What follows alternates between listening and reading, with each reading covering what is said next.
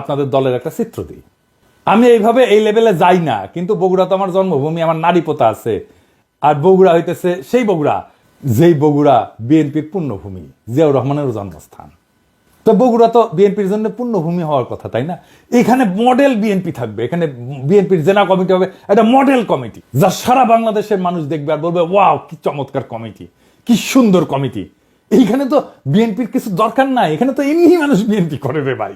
এইখানে তো বিএনপির মাস্তান পালার দরকার নাই, এখানে তো ম্যানেজ করার দরকার নাই, এখানে তো মাফিয়া পালার দরকার নাই, এমনি বগুড়ার মানুষ বিএনপি করে। বগুড়া মানুষের নিঃশ্বাসে বিএনপি। এইখানে আপনি নেতা কি দিচ্ছেন আমরা দেখি, হ্যাঁ নেতা কি দিচ্ছেন? রেজাউল করিম বাদশা বগুড়া জেলা বিএনপির বর্তমান সভাপতি, সাবেক বগুড়া পৌরসভার মেয়র। বাদশার ছোট ভাই আছে কয়েকজন। এক নম্বর হইতেছে টোকন, মোহন, খোকন, নয়ন, জয় এবং দীপন। আমরা একে একে প্রত্যেকের আমলনামা দেখি। টোকন সাবেক 2 বারের প্রেস ক্লাবের সভাপতি, একবার বগুড়ায় এমপি ইলেকশন করছে আওয়ামী লীগের মনোনীত প্রার্থী হিসেবে। কিছুদিন আগে বিভিন্ন জনের কাছ থেকে টাকা চাঁদা টাদা নিয়ে সংসার চালাইতো। টোকনের এক ছেলে খুনি এবং চাঁদাবাজ, মার্শাল্লাহ। 2 নাম্বার মোহন, বগুড়া জেলা আওয়ামী লীগের সাবেক সহসভাপতি, বগুড়ায় প্রায় 40টা খুনের সাথে পরোক্ষ এবং প্রত্যক্ষভাবে জড়িত। খুনি, চাঁদাবাজ, দখলবাজ এবং নেশাখোর। বগুড়ায় যে কত বাড়ি সম্পদ দখল করছে তার ইয়ত্তা নেই। কোটি কোটি অবৈধ টাকার মালিক। যুবলীগের লিটন পোদ্দার, আলহাজ, মুস্তাকিম, মতিন, আদিল, করিম, এরকম অসংখ্য খুনির গডফাদার। ওর মেয়ের জামাইও খুনি, মেয়ের জামাই পলাতক আছে মালয়েশিয়া। মোহন পলাতক, ইন্ডিয়া থাকে, ইন্ডিয়াতে আবার বাড়িও আছে মার্শাল্লাহ।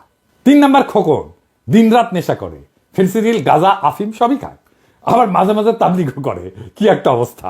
4 নাম্বার নয়ন, 3 বারের বগুড়া প্রেস ক্লাবের সভাপতি, মার্শাল্লাহ, লেখাপড়ায় খুবই ভালো, শুধু এইচএসসি পাস, এর উপরে আর পাস দিবার পারেনি, বর্তমানে পলাতক।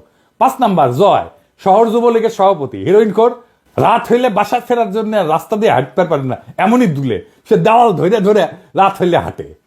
আমার কথা না, বগুড়ার মানুষের কথাই শুনেন। দীপন 6 নাম্বার, ফেন্সিডিল খোর, ফেন্সিডিল বিক্রেতার কাছ থেকে মোহনের ভাই হিসেবে ফ্রি ফেন্সিডিল পায়।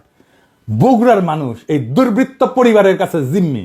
এক ভাই বিএনপি, এক ভাই আওয়ামী লীগ, এক ভাই যুবলীগ, 2 ভাই হাসিনার চাটুকার সাংবাদিক।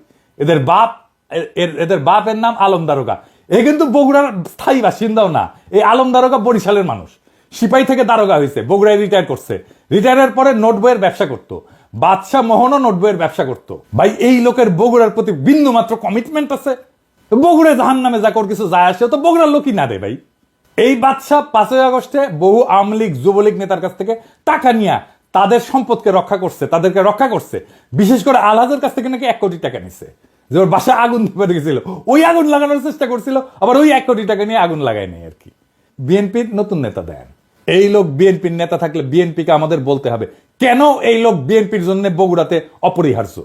মানে একই পরিবার বিএনপি আওয়ামী লীগ ভাগ হইয়া সারা শহরে রাহাজানি করবে, আর জনগণ মুখ বুঝা সহ্য করবে?